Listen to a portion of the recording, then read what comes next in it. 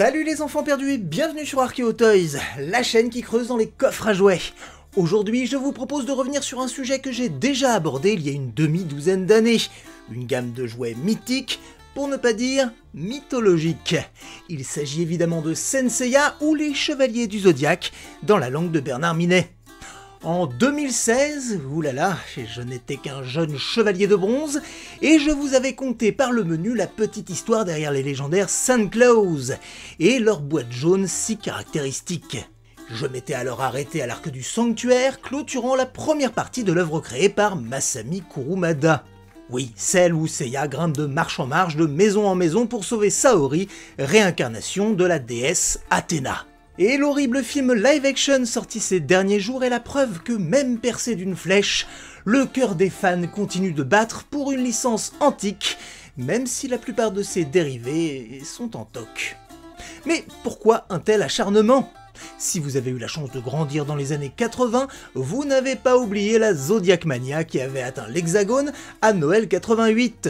Mais la suite des aventures de Seiya, Ryoga, Shiryu, Ikki et Shun dans l'Hexagone est loin d'avoir été une sinécure. Nous les avions laissés triomphants après avoir défait le grand pop et atteint des records d'audimat. Les Chevaliers du Zodiaque, c'est le tout premier succès du Club Dorothée, lancé seulement un an plus tôt. Mais alors, que s'est-il passé ensuite ? Shiryu a-t-il retrouvé la vue? Yoga a-t-il décongelé sa mère? Et Seiya a-t-il réussi à grimper des escaliers sans tomber? C'est ce qu'on va tenter de savoir dans une vidéo qui va enflammer votre cosmos! Et comme d'habitude, un grand merci à notre partenaire Obigenki. Obigenki, c'est une boutique située à Osaka, au Japon, entre tradition et modernité, qui vous permet d'accéder à tous les produits exclusifs à l'archipel nippon. Que vous soyez un fan de Dragon Ball, de Senseiya, ou d'un manga obscur que vous êtes 3 à connaître en France, vous trouverez votre bonheur chez Obigenki. Et le SAV est entièrement en français. Alors pour votre prochaine armure, n'hésitez pas, les meilleurs sont chez Obigenki.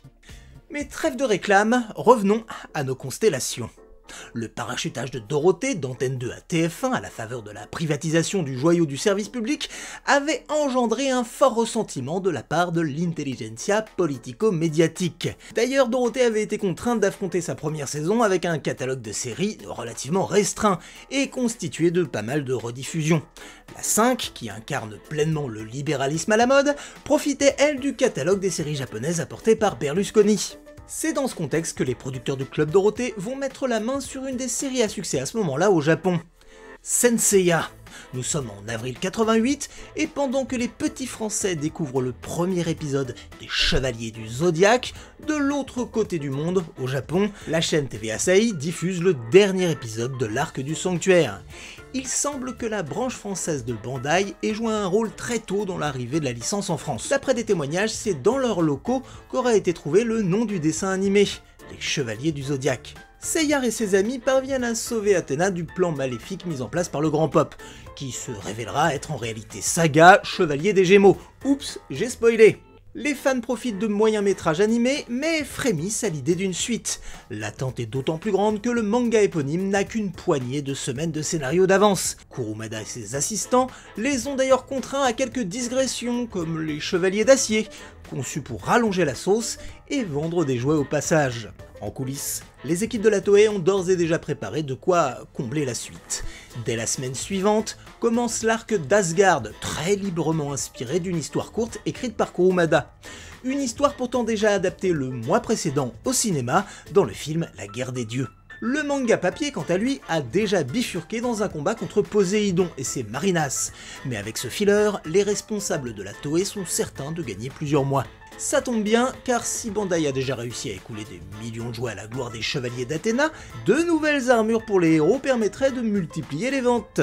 Et dans le manga, les Chevaliers de Bronze changent d'armure à plusieurs reprises, c'est donc naturellement que 5 nouveaux designs sont proposés pour l'occasion. Les assistants de Kurumada et les designers de Bandai ont rivalisé d'audace pour proposer des sculptes beaucoup plus aériens.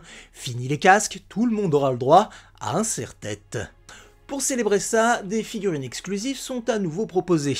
Après l'armure cachée du Sagittaire et le Grand Pop, Bandai propose 5 chevaliers dans des armures noires V2. Bien qu'absente du dessin animé, elle résonne évidemment avec les chevaliers noirs proposés au Japon l'année précédente. Mais revenons à Asgard. Côté méchant, cette fois-ci, les Saints d'Athéna vont affronter des ennemis venus des glaces, et les designs si dynamiques d'Araki Shingo prennent leur envol sous le trait de son bras droit, la jeune Michi Himeno. Sa touche romantique permet de sublimer les guerriers d'Athéna. Envoyée au royaume d'Asgard, Yoga découvre que la princesse Hilda est possédée par un anneau maléfique. Elle a réveillé les 7 chevaliers d'Asgard possédant les pouvoirs d'Odin. Seiya et ses potes vont devoir récupérer les saphirs qui ornent les armures de leurs adversaires afin de récupérer l'épée du dieu nordique. Il y aura Siegfried et son armure de dragon à 2 têtes, Hagen, dont l'armure représente le cheval d'Odin à 8 pattes, Thor, qui détient l'armure du serpent géant, non je vais pas essayer de le prononcer, Albéric de Mégrez, alias Merguez pour les intimes, Fenrir, inspiré du loup du même nom, Mime, qui ressemble beaucoup à Orpheus de la Lyre, et Sid et Bud, 2 jumeaux incarnant l'étoile binaire de Zeta. Chez Bandai, on a développé pour l'occasion des armures inédites. 2 d'entre elles, les Zeta noirs et blancs, sont astucieusement recyclées, et cela sera justifié parce que les personnages sont jumeaux. Malin! Malheureusement, en dépit de nombreuses qualités, les audiences s'étiolent pour Asgard, et les ventes sont moins importantes que prévu. Décision est prise de reprendre le cours du manga avec Poséidon, mais après 26 épisodes pour les dieux nordiques, le dieu de la mer devra être plié en seulement 15. La diffusion du combat contre les Marinas commence à l'automne 88, au moment même où la France plonge dans une Zodiac Mania délirante. C'est violent, cruel, débile comme souvent les dessins animés japonais, mais les enfants en sont dingues. Ils sont entrés dans votre vie par le petit écran, ils apparaissent aussi sous forme de photocopies qu'on s'échange dans les cours de récréation. On peut aussi les trouver en vrai chez les marchands de jouets, mais ce n'est pas un prix toujours très abordable. Bref. Je sais qu'il y a également une personne ici qui s'amuse à enregistrer les Chevaliers Zodiac. Je tairai son nom, bien entendu. Et il enregistre ça sur cassette vidéo.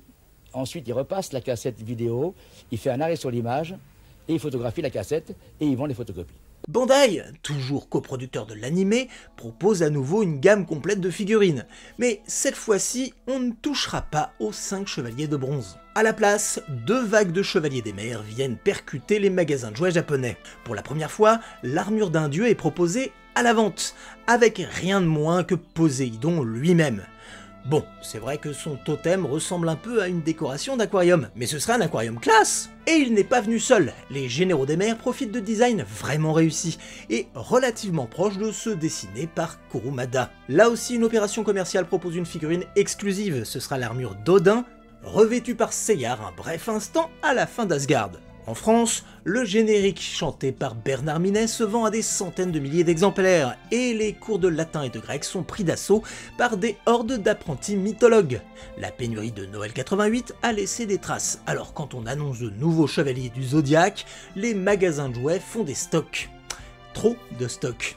Mais plutôt que de multiplier les risques, la branche française de Bandai va faire le choix de ne proposer que 9 des nouveaux chevaliers, 4 venant d'Asgard et 5 issus de Poséidon. Le modèle français va surtout servir de base aux autres pays européens, même si en Italie, les chevaliers auront le droit à des boîtes violettes. En Espagne, Bandai a utilisé exactement la même recette que dans l'Hexagone, des boîtes fenêtres jaunes, mais eux auront droit à des pubs télé avec l'instru du générique de Bernard Minet, joué au corps de chasse. Oui, c'est assez baroque. Le point névralgique de la Zodiac Mania, c'est sans doute le Club Dorothée Magazine et sa légendaire page des lecteurs. La rubrique est régulièrement agrémentée de résumés plus ou moins incompréhensibles des épisodes publiés au Japon. C'est comme écouter un copain qui vous raconte un manga qu'il a lu en VO sans rien comprendre au dialogue. Au printemps 89, la série animée Senseiya se termine au Japon après 114 épisodes. Le manga de Masami Kurumada est tout de même prolongé dans les pages du Shonen Jump pour démarrer un nouveau cycle autour du dieu de l'enfer, Hadès. Le Club Dorothée rattrapera son retard de diffusion un an plus tard. Fait rare, à l'automne 90, Dorothée elle-même interviewe en direct le mangaka et dit avoir reçu plus de 300 000 messages demandant la suite des Chevaliers du Zodiaque. Et si Kurumada évoque la partie Hadès et un possible retour du dessin animé, en réalité, le manga dégringole dans les sondages de popularité au Japon.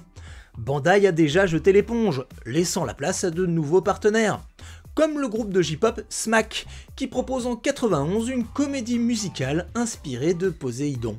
Chez nous, la série va vivre au gré des nombreuses rediffusions du Club Dorothée, et l'accompagnera jusqu'à son dernier souffle en 1997. Il faut dire que le principal concurrent des Chevaliers du Zodiaque est lui aussi issu d'un manga et lui aussi diffusé dans l'émission de TF1.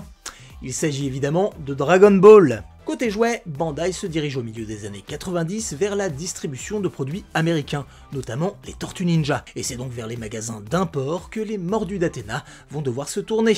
Dès la fin de la décennie, les pages publicitaires des magazines spécialisés se remplissent d'annonces pour les chevaliers restés inédits, à des tarifs qu'on pourrait qualifier de déments.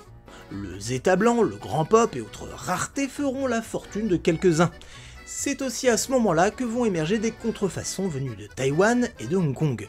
Si la qualité est loin d'être au rendez-vous, les Sendo Seiya offriront leur lot de bizarreries. Finalement, il faudra attendre le début des années 2000 pour voir poindre des rééditions officielles. Mais ça, c'est une autre histoire. En 2003, les collectionneurs du monde entier découvrent les Saint Mid-Claws, gamme anniversaire reprenant le concept de nos figurines préférées, mais profitant de 15 ans d'innovation. Des Mid-Claws qui fêtent d'ailleurs leur 20e anniversaire cette année, et ce sera peut-être l'occasion d'en parler si ça vous botte. Dites-le moi dans les commentaires. Voilà, j'espère que cette petite vidéo vous a plu. Comme d'habitude, elle a besoin de vous pour vivre. Envoyez-lui un maximum de cosmos, en la partageant, en lâchant votre meilleur pouce bleu et en vous abonnant si ce n'est pas déjà fait. Et enfin, quelques nouvelles. Le 2 juin, je serai à Nantes, au Pâté Atlantis, pour une diffusion exceptionnelle du film Toy Story 2 sur grand écran, avec la délicate Wonder Vesper, mais également mon camarade Samir de la boutique À Plein Rêve. Les liens pour la réservation sont dans la description. D'autre part, si vous avez vu la vidéo sur le Japon, vous n'ignorez pas que je vais bientôt être papa. Je vais prendre quelques semaines de pouponnage, mais pas d'inquiétude, je vous ai préparé un max de vidéos pour qu'il n'y ait pas de vide. Ce sera également l'occasion pour vous de retrouver Archéopark qui revient enfin en force, et j'espère que ça va vous plaire. Voilà, un grand merci à Obigenki, vous pouvez profiter des 5% avec le code ArcheoGenki05. Quant à nous, on se retrouve très vite, et en attendant, n'oubliez pas que vous avez été des enfants.